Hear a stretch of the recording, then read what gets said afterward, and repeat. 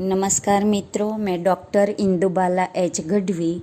आज हम हिंदी साहित्य के सर्वश्रेष्ठ, जिन्हें उपन्यास सम्राट कहा गया है, ऐसे शिरोमणि रचनाकार श्री प्रेमचंद जी लिखित निर्मला उपन्यास की प्रमुख समस्याओं के बारे में चर्चा करेंगे। यदि मेरा ये व्याख्यान पसंद आए तो चैनल को सब्सक्राइब करना न भूलें। मित्रों, प्रेमचंद जी ने अपने उपन्यासों के केंद्र में मध्यम वर्ग और खास कर निम्न मध्यम वर्ग की समस्याओं को केंद्र में रखा है। उनकी रचनाओं के कथानकों में मानव के सामाजिक जीवन का ही चित्रण मिलता है। उन्होंने समाज के माध्यम से व्यक्ति की समस्याओं पर प्रकाश डाला है।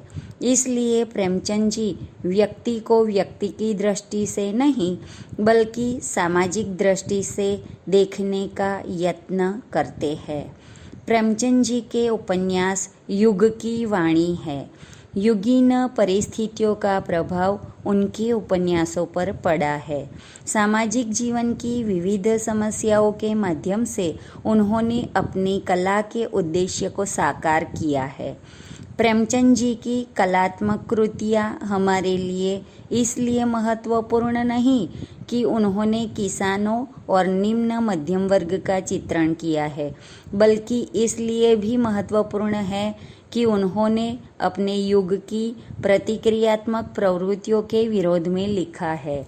प्रेमचंद जी स्वभाव से आदर्शवादी एवं सुधारावादी रहे हैं, अतः उन्होंने जहाँ सामाजिक कुरीतियों का चित्रण किया है, वहाँ उसके समाधान का प्रयत्न भी करना चाहा है। समस्याओं के वर्णन भाव से वे संतुष्ट नहीं होते, बल्कि वे हृदय से उन बुराइयों को दूर करना भी चाहते हैं। उनकी इस भावधारा का विकास प्रतिज्ञा से लेकर गोदान तक निरंतर रूप से बहता रहा है। सेवा सदन, निर्मला और गबन उनके श्रेष्ठ सामाजिक उपन्यास है, जिसमें उन्होंने मध्यम वर्गीय समाज के खोखलेपन को खोलकर रख दिया है। गबन और सेवा सदन में तो उपन्यासकार आदर्शवादी लगते हैं, किंतु निर्मला में लेखक ने समाज का नम्र यथार्थ दर्शन ही प्रस्तुत किया है। वस्तुतः निर्मला जैसा मध्यम वर्गीय समाज को उसको यथार्थ रूप में चित्रित करने वाला उपन्यास हिंदी साहित्य में दूसरा नहीं है। इस उपन्यास में अनमेल विवाह और दहेज प्रथा तथा विमाता की समस्या का सजीव चित्रण देखने को मिलता है। निर्मला वास्तव में नारी समाज की समस्याओं का स्पष्ट रेखाचित्र है। इस उपन्यास की प्रमुख समस्या है दहेज प्रथा। मध्यम वर्गीय परिवार के लिए दहेज सबसे बड़ा दानव है और लड़की सबसे बड़ा अभिशाप। जिस परिवार में 2-4 लड़कियां हो गई, बस जिंदगी भर उनके लिए जुटाओ और विवाह करते समय उन पर लुटाओ। यही है हमारे परिवारों की दयनीय स्थिति। पिता अपने पुत्र को इसलिए नहीं पढ़ाता कि पुत्र पढ़ लिख कर लायक बनेगा, अच्छा मनुष्य बनेगा तथा अपने पाँव पर खड़ा रहने योग्य बनेगा, बल्कि इसलिए पढ़ाता है कि पढ़े लिखे लड़के के लिए अच्छा सा दहेज मिलेगा। लड़की के पिता के पास यदि पैसे है तो वे इस प्रकार के लड़कों को खरीद लेगा, और यदि पिता गरीब है तो लड़की का अनमेल विवाह होना बिल्कुल संभव है। निर्मला के पिता बाबू उदय भानुलाल अच्छे वकील थे, नामी वकील थे, इसलिए उनसे अच्छा दहेज मिलेगा।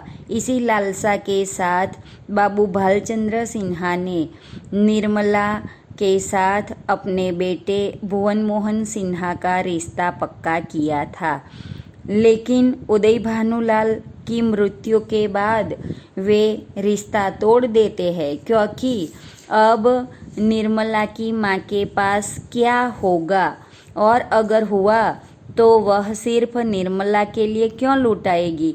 इस प्रकार से सोचकर वह निर्मला से रिश्ता तोड़ देता है। निर्मला का नसीब दहेज के क्रूर हाथों से मसल दिया जाता है और अंत में जीवन की चक्की में पीसने के लिए 3 बच्चों की माँ होकर वृद्ध पति के साथ उसको ब्याह दी जाती है।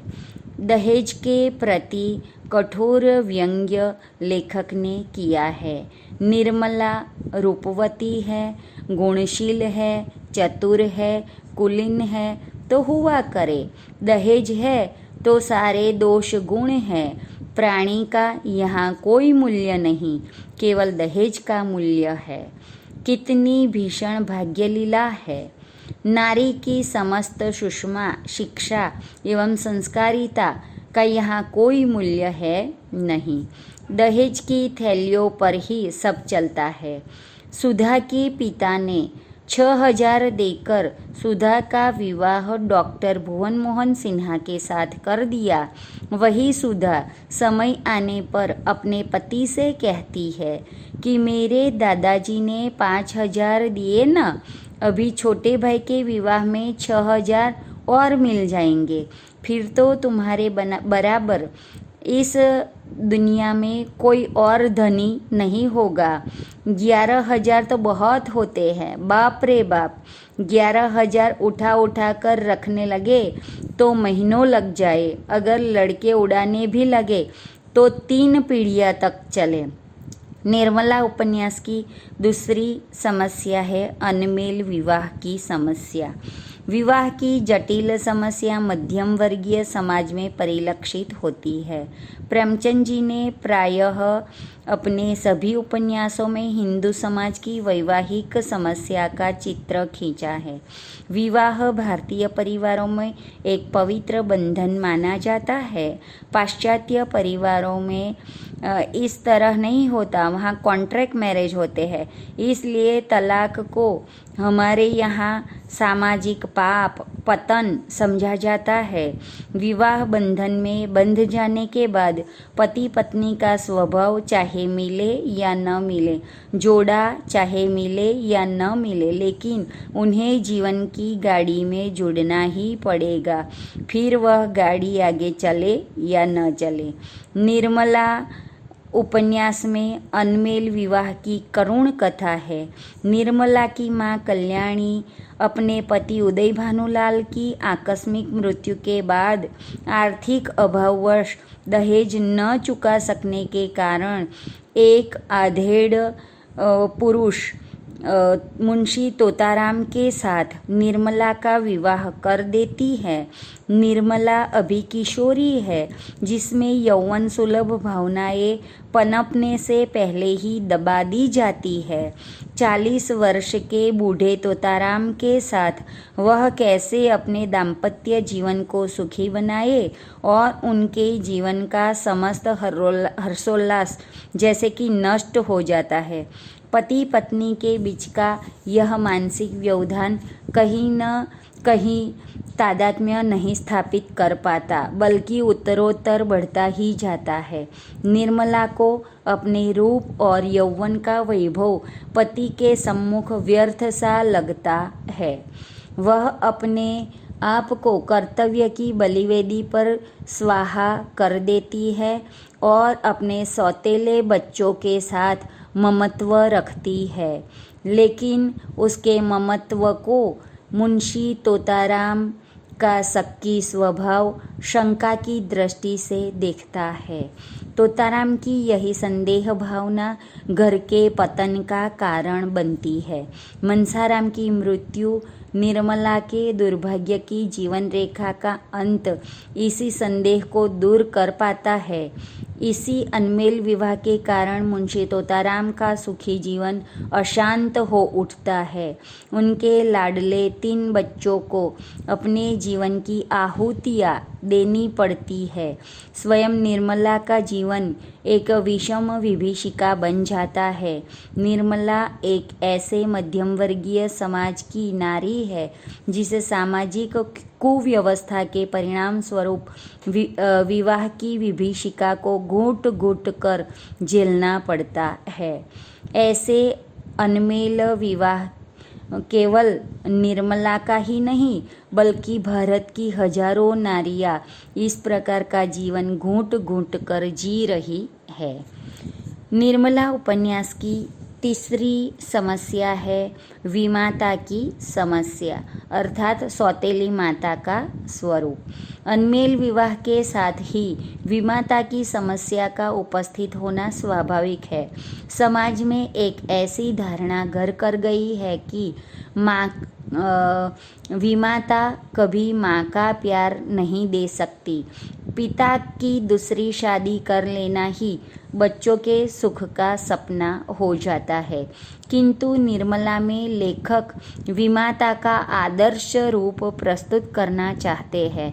निर्मला उन तीनों बच्चों को मातृ स्नेह देना चाहती है जो उसके अपने नहीं हैं, किंतु उसकी ननद रुक्मिणी उन तीनों बच्चों को निर्मला से दूर रखना चाहती है। समवयस्क मनसाराम के प्रति निर्मला का संबंध मुंशी तोताराम के हृदय में शक पैदा करता है। यही संदेह निर्मला के पारिवारिक जीवन में दुविधाजनक स्थिति उत्पन्न करता है। मनसाराम के भूखे रहने पर निर्मला भी भोजन नहीं करती। वह सोचती है कि मेरे आने से पहले इस घर में शांति थी। पिता अपने बालकों पर जान देता था। बालक पिता को प्यार करते थे। मेरे आते ही बाधाएं खड़ी हो गई। इसका अंत क्या होगा भगवान ही जाने। भगवान मुझे मौत भी नहीं देते। पति की उपस्थिति में बच्चों के साथ वह नाटक करती है कि बच्चों से उसे कोई लगाव नहीं, किंतु निर्मला का निर्मल हृदय इस प्रकार की विकट स्थिति को देखकर एकांत में कराह उठता है। मनसाराम को जब वह मनाने के लिए जाती है तो उसका हृदय आशंका से कांप उठता है, क्योंकि वह माँ होकर भी माँ नहीं बन सकती। वह कहती है, क्या विमाता का नाता होने से ही ऐसी स्वार्थी हो जाऊंगी? तो उस समय हमें उसकी अंतःवेदना का आभास हो जाता है। पति के समक्ष वही निर्मला यह भी कहती है कि क्या करती, किसके लिए अन्न जल छोड़ दूंगी। निर्मला का लाख प्रयत्न करने पर भी परिवार में कभी सामंजस्य पैदा नहीं कर पाती। समाज की धारणा को बदलने में वह असमर्थ हो जाती है। जियाराम और सियाराम के विपथगामी होने का जिम्मेदार कौन है, निर्मला या समाज? इसे कौन कहे? प्रेमचंद ने यहाँ सौतेली माँ का एक दूसरा ही रूप प्रस्तुत किया है। निर्मला उपन्यास की अगली समस्या है विधवा समस्या। प्रायः सभी उनके उपन्यासों में विधवा के जीवन की समस्याओं को प्रस्तुत किया है। प्रेमचंद जी ने निर्मला उपन्यास में कल्याणी का दुखद वैधव्य प्रस्तुत किया है। वहाँ सुधा का आदर्शवादी दृष्टिकोण भी रखा है। निर्मला में विधवा समस्या प्रमुख न होकर गौण ही है। लेखक ने प्रस्तुत उपन्यास में यह बताने का प्रयास किया है कि अनमेल विवाह के दूरगामी परिणाम नारी के वैधव्य से कहीं अधिक दुष्कर और दुर्बल है। निर्मला और सुधा के जीवन में यही सबसे बड़ा अंतर है कि पति होने पर भी निर्मला के लिए स्वयं का जीवन भार रूप है, जबकि सुधा के लिए उसका जीवन कुछ अलग ही है।